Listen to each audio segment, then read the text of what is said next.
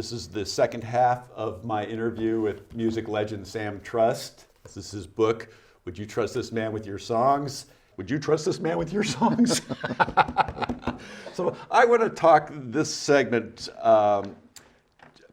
You were both an executive, but you had ears. You were deeply involved in music. And what was the relationship between being an executive and having ears, and how did both contribute to what you were able to accomplish? Well, every executive likes to think they have ears, and the truth of the matter is, even if you do have ears, there's always a matter of luck whether it's going to happen or not. I can only think of a few occasions in which my ears were absolutely perfect. One of them was Put Your Hand in the Hand, and I knew that was going to be big because I happened to know the gospel market, and it was a combination of country and gospel, and the lyrics were just perfect. And my general professional manager, when I said I think it's a hit, he looked at me, he says, I know it's a hit, you're right. And it was a hit. It was like every musician in Hollywood was getting sick of recording it because so many records came out. That was one. And the other one was when I was working with Dan Hill in Canada.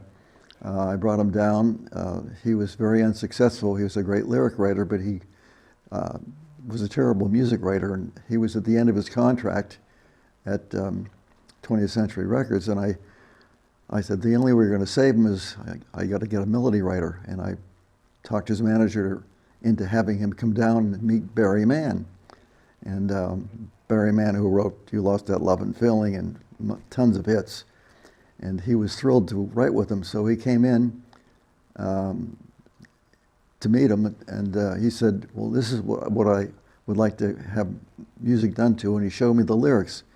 And it was sometimes when we touch, and the first line was sometimes when we touch, the honesty's too much. And when you see things like that, I said, okay. I said, Barry, here, introduced him. Not more than 20 minutes later, my studio guy, he says, Sam, you better come in. I said, why? He said, you got to hear this. And it was Barry sitting at the piano, and he was singing sometimes when we touch. And I said, bring every girl into the studio and listen to it. They brought him in. They started, tears coming down their cheek. I said, rush this over to Russ Regan. Russ got it, and he said, it's going right out. It was a hit, went to #1. Those are magic moments. I don't know if I have anything special, but being in the music business and being around music enough, when you hear something that knocks you out, you go with it. Oftentimes, I was wrong. I had a song, which I was pushing with Anne Murray, was called Just Bide My Time. And I figured, well, if it doesn't hit, it'll be great for Dean Martin because he was the wine drinker. And the hook was, I'm just biding my time while the glow of the wine makes a fool of me. I said, oh, we'll get this to Dean, this will be a hit. Couldn't get it to Dean, couldn't buy it. Some young guy in Florida turned it over, on the other side was Snowbird. So that tells you how much insight an executive has. So you sort of go with the flow. So you like country music, and you like country music because you like a story. Let's Yes. talk about the lyric writers and the lyric writers that could write a story. Well, Hank Williams, obviously. Yes, of course. He write the lyrics, and most country writers do the lyrics as well. And if you'll note, those songs hang around longer than any others, and the endurance of a country artist is much greater than a pop artist. I mean, the pop music sort of grinds them up, but you get yourself a good country artist, it goes for a long time. A good example was Lucille. Right. I went and bought a whole catalog just to get that song, and still we made a whole lot of money on it. And I heard it on the radio, actually. It hadn't hit the charts yet. And I just did research on where the hell that song come from. And I just called my lawyer. I said, meet me in Nashville. We got to talk to these guys. And I made a deal within 24 hours. And he said, well, I don't want to sell a song, but I want to unload the catalog. I said, I'll buy it. So the song was written by Roger Bowling, and I had his contract, and I got every hit he did after that for a while. So you got to have instinct, and you hear something that really knocks you out, you go for it. You have to do, that's the business. And then as an executive, you don't always have ears, and you have to trust others' ears. And Well, was that easy to do? Well, I knew what I knew, and I knew what I didn't know. And I was never, rhythm and blues and rock and roll was not my forte, but I hired a number of people who I knew did. For instance, I hired Linda Perry, whose father was really a rock and roll publisher, and he had a number of big hits in rock and roll, and she was involved in the business. And she walked in with a demo for a song called "He's So Shy," and she said, "What do you think?" I said, "Well," I said, "it's okay. It sounds." She said, "It's going to #1." I said, "Fine. I hope it does." She says, "If it goes to number, I want the award in my office." I said, "If it goes to #1, Linda, it's hang in your office." So it hang in her office. so you had to bet on your people. So you know your limitations, and you exploit the talents of the people that work for you. And if they're not delivering, you get other people who can do it. That's business. Yeah. But some of the highlights about my thing that stand out are the being able to help writers. And I give you a number of examples of that.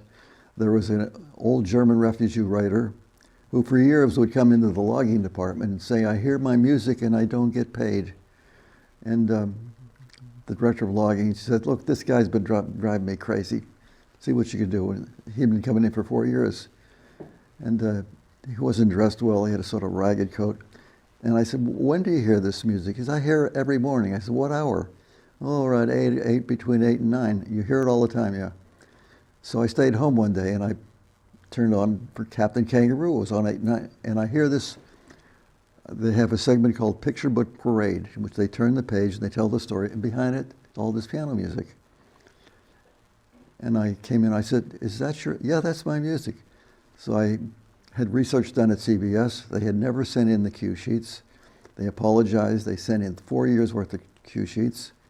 And I figured it up and I called him in. And he said, what did you find?" I said, "First of all, I want to apologize on behalf of BMI," and I handed him a check for $10,000. This was back in the early 60s. I thought he'd fall over. He said, "Oh," he could hardly breathe. And he said, "You know, I play piano for silent movies at the Modern Museum of Art. Would you come and see me?" I said, "Oh, yeah, I'll be happy to." I never did get to see him, but it made his day, and it made my day. Another one was Clark Terry, the great trumpeter. He had a routine going when he was in the band, and the band director, I won't mention, he was doing sort of a scat routine, and it would never show up. And all these, it was an ad-lib thing that he did, and he did it every show. He never got paid. So I did research, and I found that those routines were being claimed by the band director, and it was going to his company. And so I had an air check done. I went right up to the vice president of NBC, and they put an air check on it, and I found it. So the band director from The Tonight Show was fired, and Clark got all his money. He came in, and I was thrilled because he was a trumpeter, and I'm a trumpeter, and we talked about trumpeting. But again, it was those moments that really stand out, being able to help writers. Let's talk about, before we get to Carmel and Doris Day, let's talk about some of the personalities too. What were some of the musicians that you found that were really interesting? Well, one of my favorite was Tommy Newsom from the Tonight Show band, who had every bit of sense of humor as Doc. And he made Johnny uncomfortable a number of times, but very few people knew that he was the first clarinetist in the New York Metropolitan Opera Orchestra. Very fine musician. So as musicians, we hung out, and he happened to be a member of Calabasas Golf Club when I was playing golf. And Tommy had more expressions you can imagine. And we were in the middle of a tournament, and I was standing up over a putt, and he was leaning on the edge of the green, and he says, "Come on, Sammy, I'm holding my beads for you." So there are many guys in the business where you come back with these fond memories. A lot of characters, but Tommy was one of them. Well, of course, I had some interesting times with Little Richard. That was a whole other story, but that's in the book. A lot of people find that one interesting too. So yeah, the whole book came as a result of dinner conversation while I tell these stories. And one day a woman came down with a tape recorder and said, "This has to be a book." And, well, there it is. I'm holding it up again. Right. Let's get you to Carmel. Okay. Well, in 1959, fresh out of the Navy, and my old Navy buddy had a place in Pacific Groves. He says, I told him I got married and I was coming out to the West Coast. He says, well, come on, stay with me in Pacific Grove. That was in 1959. We stayed with him and he took us down to Carmel. And I said to my wife, I said, Joan, one day we're going to get back here. And we just loved it. And so one of the attractions of getting to work at Capitol was it was in Los Angeles. Now, my wife never really unpacked when she got to Los Angeles because she grew up in New England. And mentally, she never unpacked. But I said, let's go up to Carmel and visit. So we were coming up to Carmel like once a month, till finally we bought a house in 1986. I had eventually got into business for myself in a production music library, which I sold to BMG, and I said, that's it, I'm done. I'm coming up here to retire. So in 1997, I came up, and I expected I was going to retire. As soon as I got up here, all my competition put me on retainers, so I had retainers from major companies. So I had to set up an office. Well, during that time, I was representing a lot of good writers, and I got a call from a lawyer in Century City. He said, Sam, do you remember me? I said, no, I don't remember. He said, well, you appraised a number of catalogs. Do you still appraise catalogs? I said, well, I haven't done it for a while. He said, well, I have one. He said, and they would like to get $1 million for it.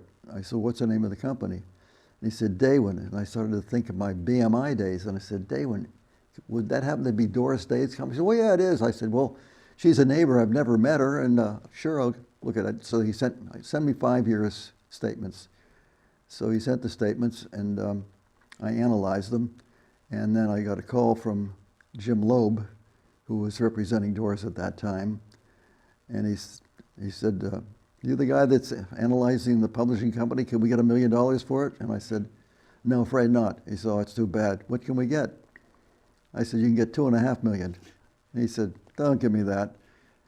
He says, what's in it for you? I said, I'll take 10%. So he said, let me talk to Doris. So a few days later, he calls back. He said, listen, about the catalog, and Doris was right next to him because they were standing in the garden. And Doris said, who is that, Jim? And he said, well, it's that guy named Sam who says you get a lot more for the catalog than we're asking. She said, put him on. So she gets on the phone, doesn't say hello. She sings, Sam, the old accordion man. She sings all the way through. When she got through, I said, sorry, Doris, you got that all wrong. She said, what do you mean? I said, I'm Sam, you made the pants too long. So she laughed and she said, let's have lunch tomorrow. I said, at Quail? She said, yeah, let's go to Quail, because she lives right on the course. And so we sat down at 12 o'clock, and she grilled me. Do you know so-and-so? Who's your favorite alto player? Who do you like for arrangements? Who's your favorite this? Do you know Lou Levy? Yeah. Do you know Sammy Kahn? I said, I have lunch with Sammy Kahn regularly. Do you know, and it went on. And finally, at 3 o'clock, Jim said, Doris, it's 3 o'clock, we got to feed the dogs. So she gets up, and we walk out the car. I hold her arm, and we walk to the car and sit down. I said, Doris, it's been a pleasure meeting you. Whether you decide to sell the company or not, that's up to you, but it's a pleasure meeting you, and I wish you the best of luck. Close the door. Jim goes on the other side of the car, gets in. I'm waiting to wave goodbye. They don't leave. Then he gets out of the car, and he comes over and he says, well, she doesn't want to sell it. I said, well, that's her choice. He said, she wants you to run it. I said, would you do it? I said, well, I guess so. Well, here I am. I'm still doing it. And she was a charmer. Oh, boy. What a charmer she was. What a talent. Yep. And she was not getting paid what she should have gotten. And we found well, close to 7 figures in the first year. So you did a mitzvah. You did a good deed. I did. That's another good deed. Yeah. So when I called her, it was always, "Hello, darling," you know. So we got along very well. Wow. Right up to the end. So that's a beautiful thing. And just any kind of last thoughts on this, because we're just about done with this. Well, even though she passed away, her music continues to get used. I continue to negotiate licenses for her uses in films, in TV series, in commercials. And to give you an idea, her performance of Que Sera, Sera is probably the best song ever written for an insurance company. What could be better than whatever will be, will be? So that's just an example of the kind of thing that I license, plus a lot of other songs that work in other commercials. And for source music, if you want source music from the 50s, everybody wants Doris's voice because it puts you back in that era. Right. So I must say, of all the people I've represented and companies I've been in, Doris brought me probably with the most joy. And this has just been a delight. Well, thank you. So I'm with Sam Trust. The book, which you can get on Amazon, Would You Trust This Man with Your Songs? I recommend that you read it. You're watching YourTown Television. I'm Mark Baer, and what a pleasure. Thank you so much. Thank you.